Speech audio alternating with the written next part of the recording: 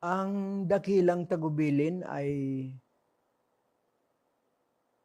gawain ito ng mga tagasunod ni Kristo.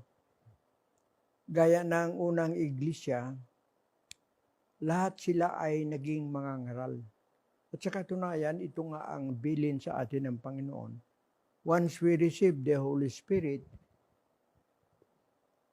we are to go in the power of that Holy Spirit and preach the gospel. Kaya sabi sa Acts 2:17 na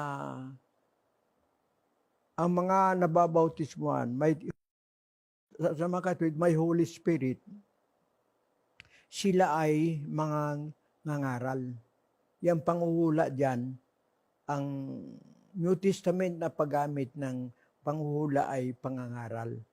Mababasa natin yan sa 1 Corinthians 14:3. Nangangaral.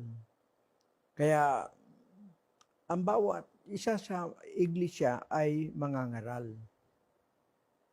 Lalo na ngayong COVID, panahon ng COVID, hindi tayo mag-iisip na kung hindi tayo makalabas, ay nangangahulugan na libre na tayo sa utos na ito na lahat ay mangaral. Yung lahat ay nangaral, mababasa natin sa Acts 8 sa verse 4. Lahat ng nagsipangalat, nagsipangaral. Ang pangangaral dito ay hindi yung formal na nakabihis, kundi ito ay sa daily encounter natin sa mga tao. Parang nag-uusap lang, kaya dapat ay ang pangangaral ay maging kagaalian natin na pag may nakausap tayo, hindi tayo tatagal sa anumang paksa, kundi kaagad ipapasok ang Ibanghilyo. At ang Ibanghilyo ay simple lang, mga kapatid. Kaya tinawag na Ibanghilyo yan, gospel, evangel. Ang ibig sabihin po niyan ay good news. Bakit? Ano ang good news sa gospel message?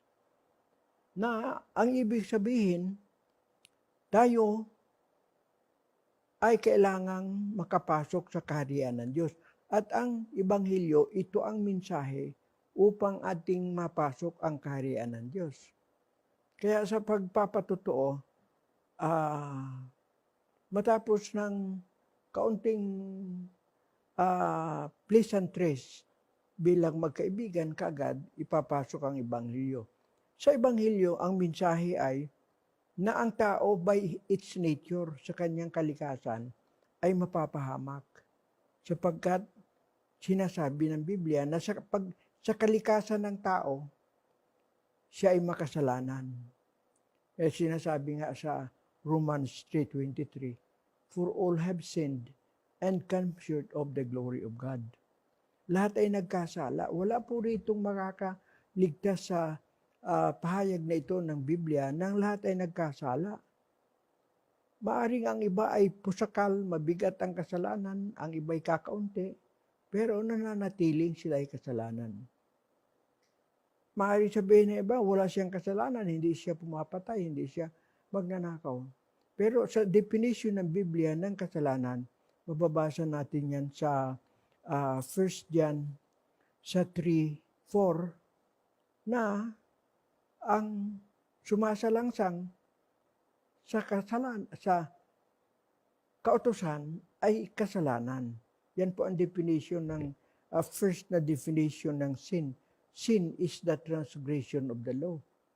Ang kasalanan ay pagsalangsang sa kautusan. At ano ang kautusan? Alam natin kung ano ang kautusan. Alam mo, huwag kang magnanakaw, huwag mangangalunya, huwag magsisinungaling. Yan ang mga kung tawagin ay garapal na mga kasalanan na yung iba ay hindi gumagawa noon. May mga taong kung tawagin ay parang sa standard nila ay sila ay morally upright. Hindi sila gumagawa niyang bulgar na kasalanan, ng pagnanakaw, pandilibak, wala sila noon. Pero ang kasalanan ay may sabi sa Santiago 4:17,